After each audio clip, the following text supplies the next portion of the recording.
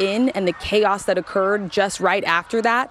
Here now, right behind me, is this active crime scene that you have here. And there were a number of people that were here. Their belongings are left inside. It was sort of this moment where you took what you could and you just sort of raced out. There were some people running out. There were some people that had to be pushed out by Secret Service. Okay, right there, you're listening to our ABC News special report on the shooting that took place at a campaign rally for former President Donald Trump today in Pennsylvania. We're going to pause for a moment, and the Night Beat will start momentarily.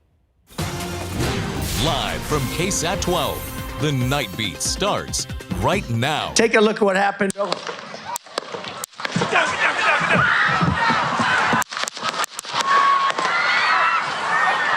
A terrifying moment there. Former President Donald Trump, along with all of his supporters, ducking for cover after gunshots rang out at his campaign rally in Butler County, Pennsylvania, which is just north of Pittsburgh. The district attorney there says the person who is believed to have opened fire is dead tonight, as well as a bystander.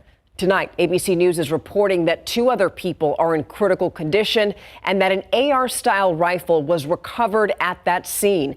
The shooting is now being investigated as a possible assassination attempt.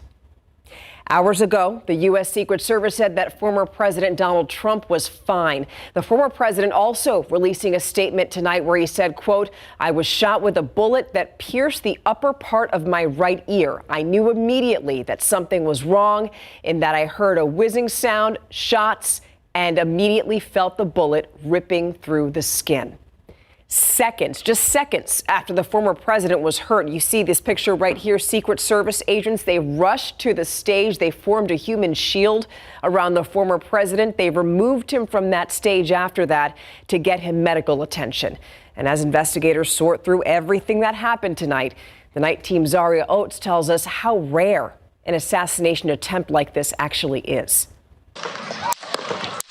Monumental in the most dark way possible for the United States. Dr. David Smith, professor of government at North Central Texas College, can count the number of politically charged assassinations in the U.S. on one hand. Dr. King and Bobby Kennedy and JFK, I think that really was a turning point and a pivotal moment in our political history. Now, an attempt on former President Donald Trump is added to the list of rare, but sometimes deadly, political violence in this country. This is the first attempted assassination, according to preliminary reports, on a president or a presidential candidate in person by a shooter since Ronald Reagan in 1981. With so many details still unclear, but the shock fresh on people's minds, Smith says this could unify the country. I think that's going to be the rallying point for us going forward as voters, to reorganize and begin speaking with each other again, as opposed to the shouting across the fence. On top of this rare assassination attempt, just months away from a presidential election, the Republican National Convention begins on Monday. And so this is going to be on replay, the image, number one, of the attempted assassination, and number two, of the candidate standing up and holding up his fist and saying fight to his supporters at the rally. Smith says the images of former President Donald Trump being removed from stage by Secret Service are going to be pivotal, as those who are independent voters and those who aren't sure if they're going to vote in their political party or not head to the polls in November. Zaria Oates, KSAT 12 News. The images, the video from what happened this afternoon, it's just hard to forget. A lot of people are reacting online, but we here at the Night Beat, we're focusing on what we know.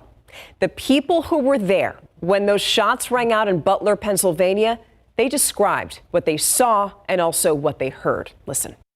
Still in the back of my mind, there was the thought of the individual who was shot behind us. There was the thought of my wife, who is still on the ground, whose safety and well-being, of course, is my top priority, and it's just a sad situation all around. There was definitely shot right behind me that hit a couple people in the bleachers that were wounded pretty seriously. Now, when it first happened, we weren't sure if Trump reached to his ear or not. We don't know for sure. It just all happened so fast.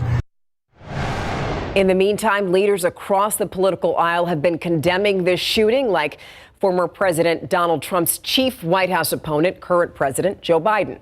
ABC News reports that President Biden and former President Trump have spoken as of the last 30 minutes.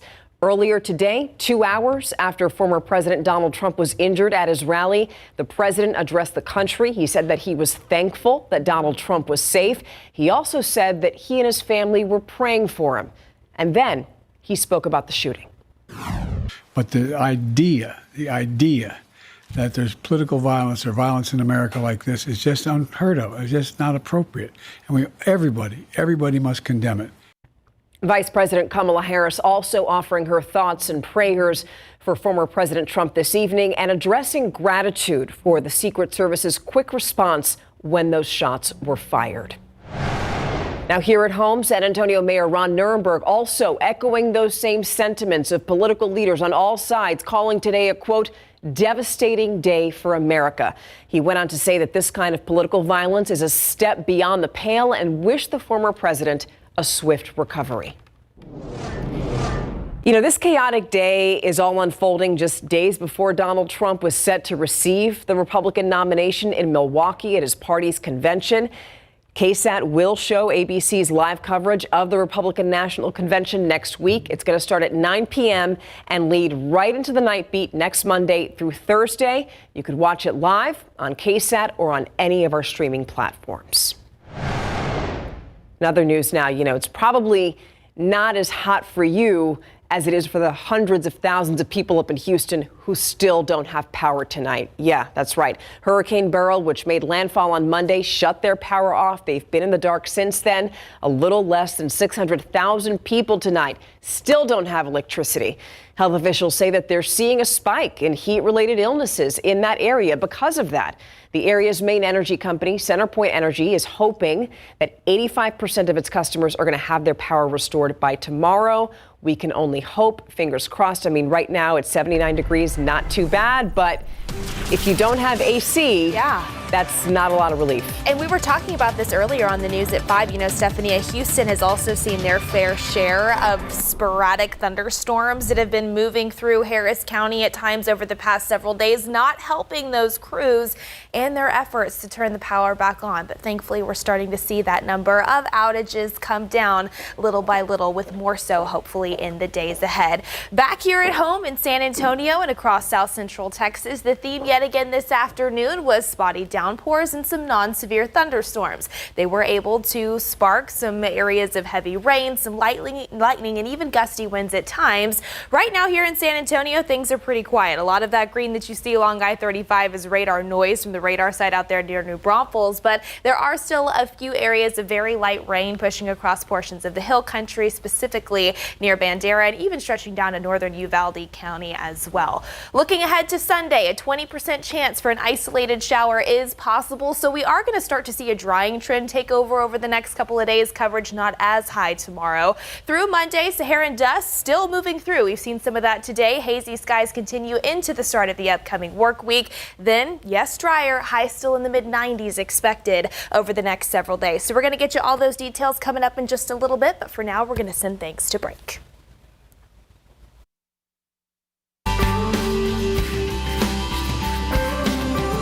A local nonprofit wants to make sure that people who need wheelchairs and walkers get them. That's Project Mend, and they've been asking people to drop off their medical mobility equipment today. You know, this is the kind of event that they have all the time. They do also collect this equipment, and what they do is organizers evaluate, they refurbish, and then they clean the stuff that you donate, and then they go ahead and give it to someone who needs it. The nonprofit really values events like today's because in just a few hours time, they usually get the same amount of donations that they usually take about a month to collect. As everyone is probably experiencing, medical expenses go up, what insurance coverage goes down. There's big gaps in need. So when anybody's in need of that, we don't want somebody to have to not pay their rent to be able to get the equipment to keep them independent and mobile. Project Mend is also always accepting donations. If you have powered or regular wheelchairs, or if you have got walkers, transfer benches, home hospital beds, and you don't need them anymore, call them. Extreme heat. That is the #1 weather-related killer here in the U.S. So we understand, right, that it takes a toll on our bodies. But did you also know that it affects your mind. CNN's Mandy Gaither shows us how extreme heat affects mental health and also how to prevent those things from happening to you.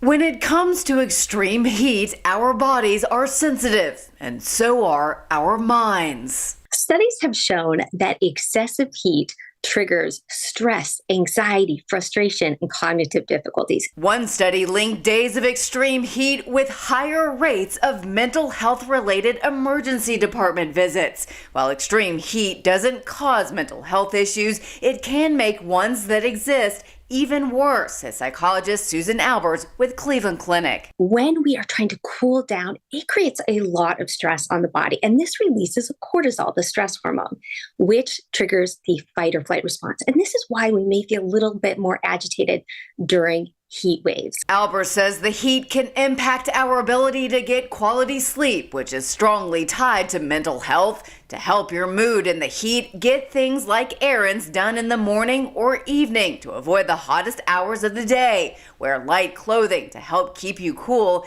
And if you get hot, she says a cool shower or cold washcloth on the forehead or back of neck can help. And always stay hydrated. This is the time to pull out the popsicles, hydrating foods such as watermelons, cantaloupes, anything that is going to help you to mitigate some of the features of dehydration, which really drag down our mental health. For Health Minute, I'm Mandy Gaither.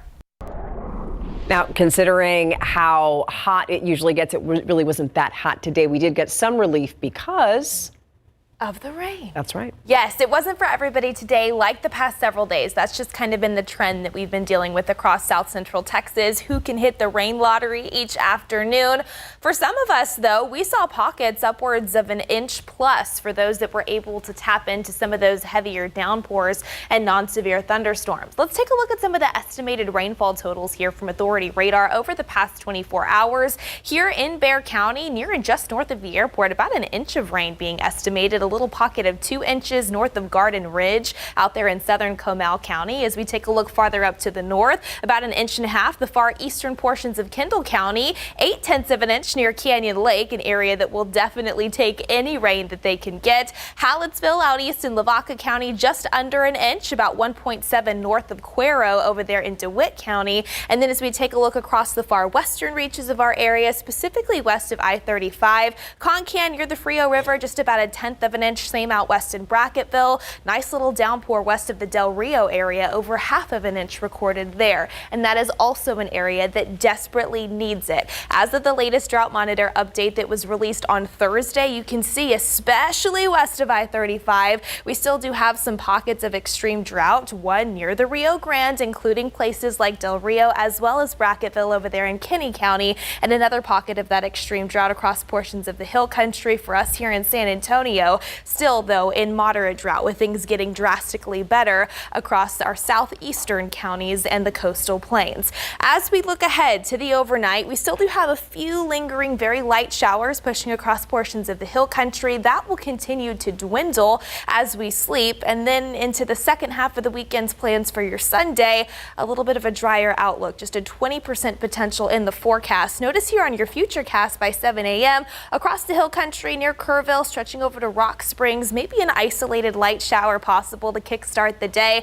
You can see very few and far between throughout the day as well. Most of us likely missing out, but still it's possible that you cash into a quick splash and dash shower. Just know coverage is not going to be as high as what we saw today and over the past several days here in San Antonio. Temperature wise, we're going to start off in the mid 70s by 7 a.m., 76 degrees, 84 by 11 o'clock in the morning, pushing 90 degrees by 1 p.m. and then a forecast high topping off right around 94. Morning cloud cover breaking up just a little bit more into the afternoon. Some peaks of sunshine helping those high temperatures climb about 10 degrees higher than what we saw earlier today here in the Alamo City. At 92 tomorrow in Bulverde, 95 over in Floresville, 93 in Utopia, and 92 up I-10 in Kerrville. Looking ahead to Monday and even the first part of Tuesday, still dealing with some Saharan dust dust that's been floating across the south central Texas sky. You may notice more of a haze, especially if we can find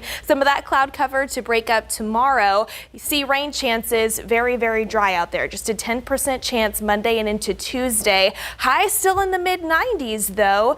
As we look ahead to the start of next week, high pressure off to our east, still going to be in control of our weather pattern here as we look ahead to the start of next week as well. But it's possible that as we're sandwiched in between two different lobes of high pressure by Thursday and Friday, a low pressure system moving across the Great Lakes region could potentially drop a weak front into central Texas. That may be just enough to help us raise those rain chances to a 30% chance Thursday and Friday. So looking slightly better to wrap up the week next week. But until then, again, just no coverage, not as high tomorrow, and much drier heading into Monday and Tuesday. Coming up in the next half hour, Stephania, we're really going to break down that Saharan dust, talk about what we're really expecting coming up over the next few days, and also get you a look at that air quality report. Okay, thank you.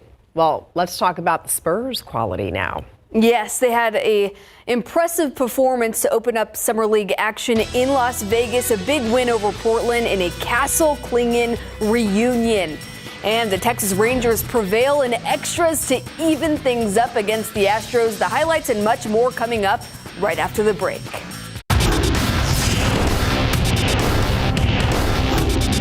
Don't hold it against me how I act on the court and how I am in real life. I'm two totally different people. I just hate to lose. You know, I always say this, I hate to lose more than I like to win. And so one thing you should know about is we're going to compete. We definitely going to compete. Well, Chris Paul's one-year contract with the Spurs reveals incentive to do just that, win games. The details in Big Board Sports. San Antonio's prize lottery pick Stephon Castle facing his former UConn teammate Donovan Clingan to open Las Vegas Summer League tournament action against Portland. Head coach Greg Popovich and new veteran acquisitions Chris Paul and Harrison Barnes sitting courtside for this one. First quarter, CD Sissoko locates Castle in the corner. Castle lets the three ball fly. Other end, Castle gets a hold of the Clingan miss. Underhand pass to Sissoko. Off the fast break, and the star from France lays down the hammer. San Antonio led by 20 points at halftime. Castle put up 22 of his own, shooting 40% from the field as San Antonio defeated the Trailblazers 83-77. The Spurs play the Hawks tomorrow night. The Houston Astros entered the day on a 10-game home winning streak as Spencer Arrighetti opposes Texas's Nathan Eovaldi in Game 2 of the Silver Boot Series. First pitch, Marcus Semien hits a leadoff home run to left center field for an early 1-0 Rangers lead. Bottom of the first, Alex Bregman and Yordan Alvarez hit back-to-back singles before a Yanier Diaz RBI single to tie the game at 1 run apiece. Great maneuver there by Bregman, too. In extra innings, Nathaniel Lowe sent a line drive to left field for a clutch 2-out RBI single as Texas evens up the series with a 2-1 victory. The rubber match goes down tomorrow at 1:10. Pre-game, the 1999 women's national team honored for their 25th anniversary of winning the World Cup. The U.S. women's national team facing Mexico in an international friendly ahead of the Olympics today. Great chance for the U.S. in the 61st minute when Sophia Smith finds Mallory Swanson, but she's caught offsides and the U.S. unable to convert. However, a few minutes later, Rose Lavelle sends it upfield to Trinity Rodman, to Swanson for the pass to Smith. And Smith's right-footed shot scores to get the U.S. on the board. That was Smith's 20th career international goal, and the U.S. goes on to win 1-0, improving to 41-1-2 all-time versus Mexico across all competitions. A group of San Antonio football greats convened at Judson High School this morning for a youth football camp hosted by former Judson and UTSA running back Sincere McCormick. The now Las Vegas Raider brought in reinforcement to help lead the camp. His old Judson teammates, DeMarvion Leal of the Pittsburgh Steelers and Tampa Bay's Rashad Wisdom, as well as former UTSA signal caller Frank Harris. The perfect group to show the campers how hard work and discipline discipline can lead to success. Oh, we're going to put them through some work now. We're going to have them, running around, doing what they got to do, and it's going to be exciting just to coach the kids. And sometimes a lot of kids don't get this opportunity to be around, NFL football players, but we want to give them back and have them go through the drills and be sweaty and tired like we do. I just love giving back, and they're doing a great job. Give back to the community where we grew up at, so it's nothing better than that. Well, McCormick's camp also gave him an excuse to bridge the gap between his high school friends and college friends. It's really cool because I get the chance to have both communities from one side of the town to the other side of San Antonio be together, merge together, have the kids come out, have fun, enjoy themselves, and ultimately have a great time, have the NFL experience. It's kind of like a full circle moment to be able to come back here to the high school that we all played and graduated from, in the city that we're all from, and give back to the kids, the same way that people gave back to us when we were coming up. Next, McCormick, Wisdom, and Leal will report to their respective NFL training camps in less than 2 weeks. Later in the show, 8 incentives in Chris Paul's contract, including one to improve San Antonio's record by 10 or more games. So stay tuned.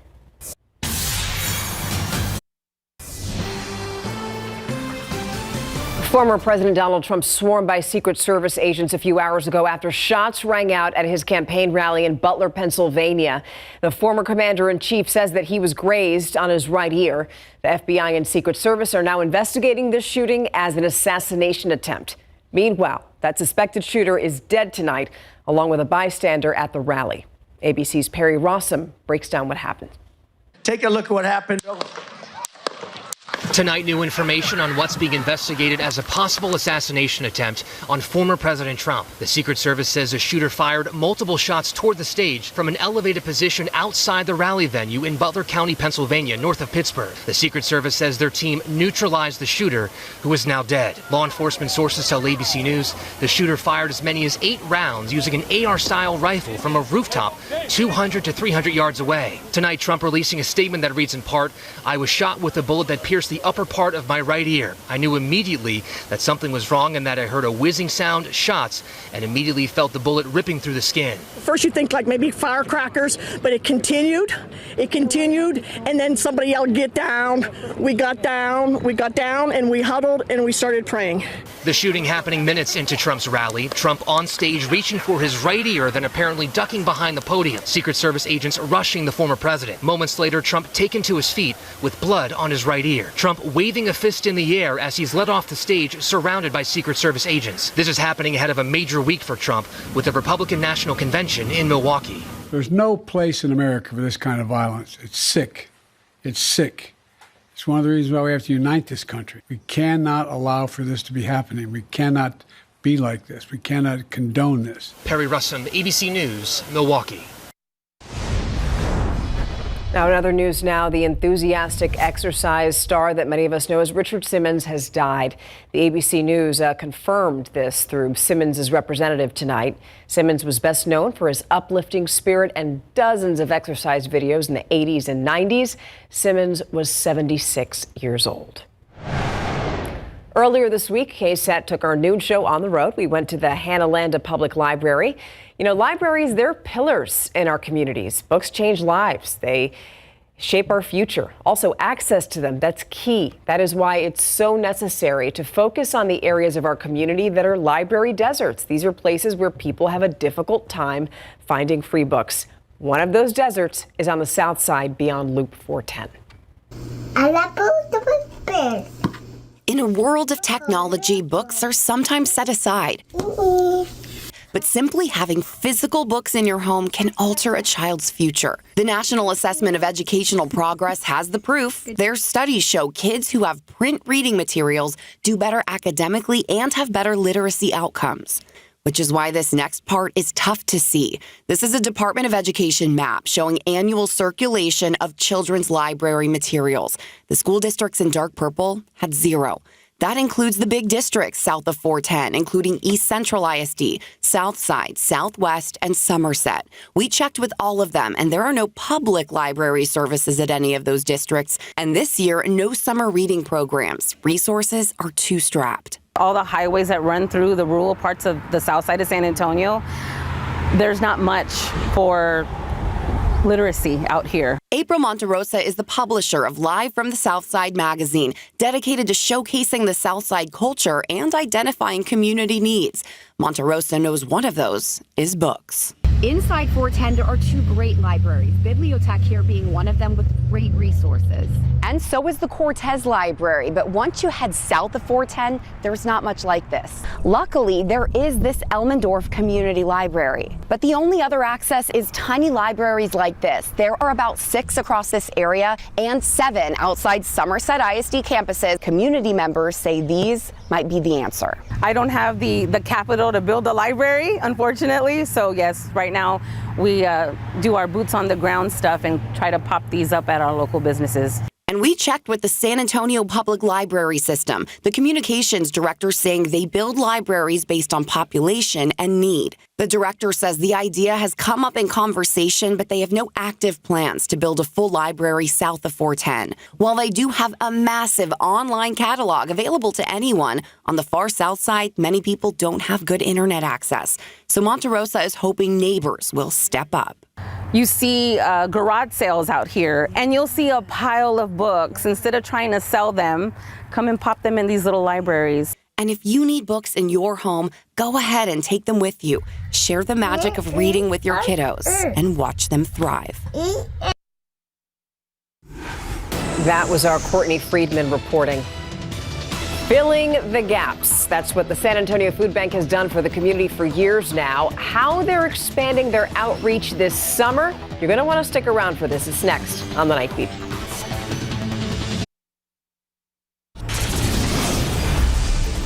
While we speak to you here on the Nightbeat, we just want to let you know that we're also watching right now a presser. We're moments away from a presser happening with the FBI about the assassination attempt on former President Donald Trump. That's supposed to happen in about 7 minutes. We're going to be monitoring this with you. When that happens, of course, we'll bring it to you live.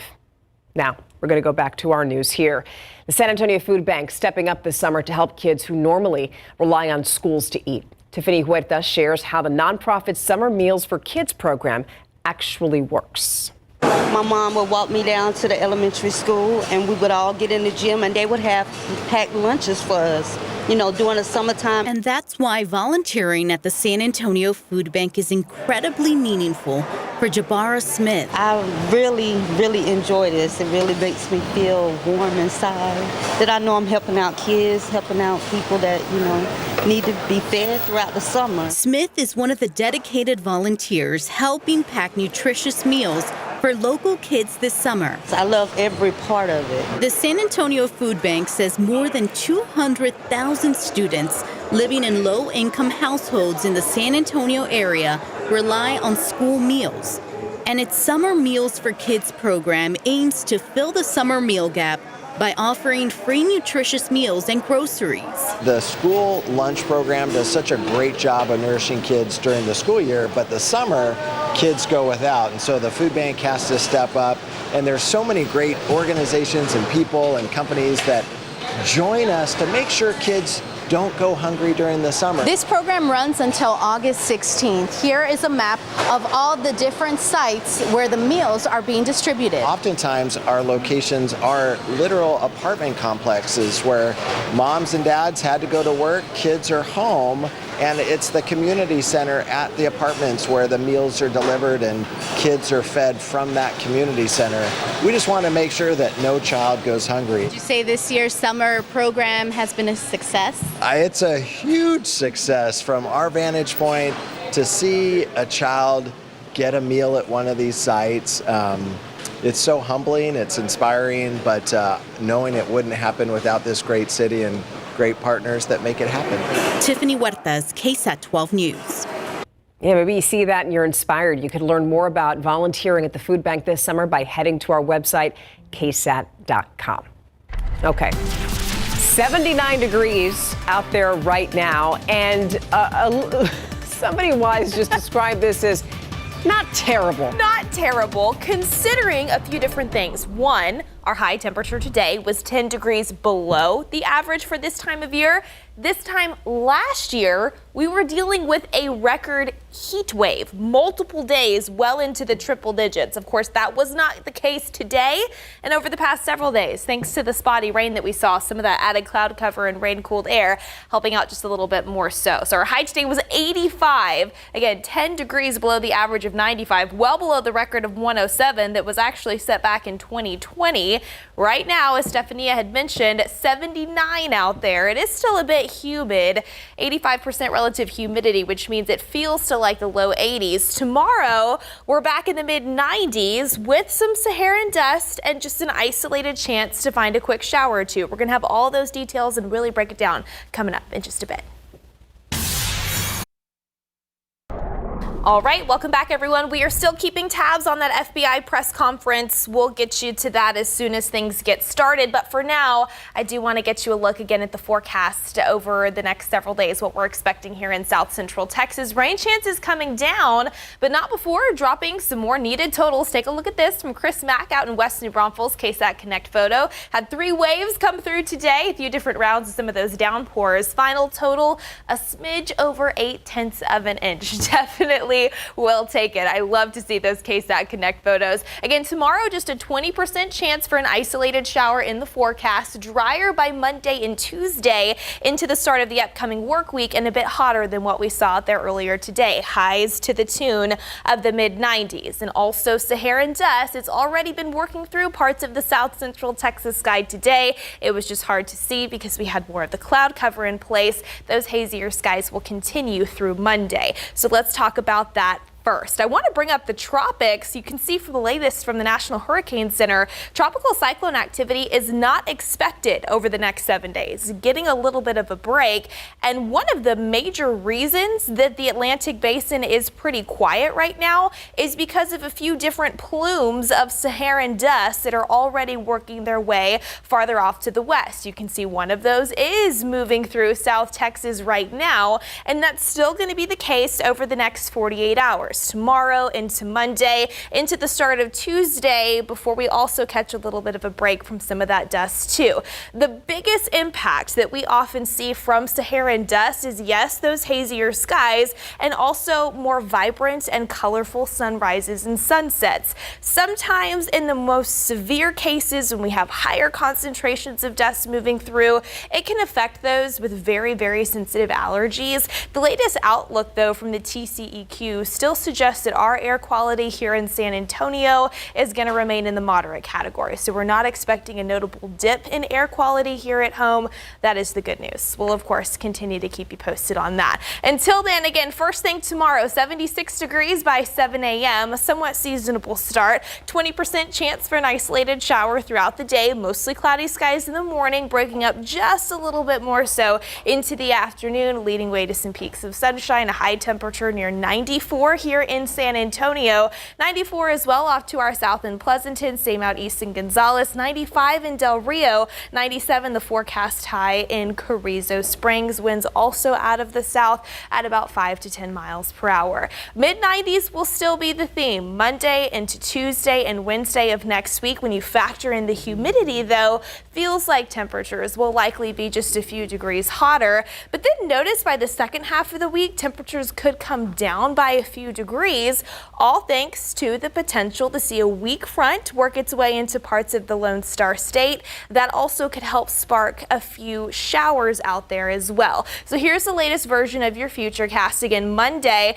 we're sandwiched in between 2 different lobes of high pressure. So things here in San Antonio are pretty dry and pretty quiet. But by Wednesday and into Thursday, those high pressure systems start to lose their grip ever so slightly on our weather pattern, allowing this low pressure system moving across the Great Lakes to drop a weak front into the state of Texas. And again, we'll call it about a 30% chance for some showers and storms in that Thursday and Friday time frame, holding temperatures down a little bit.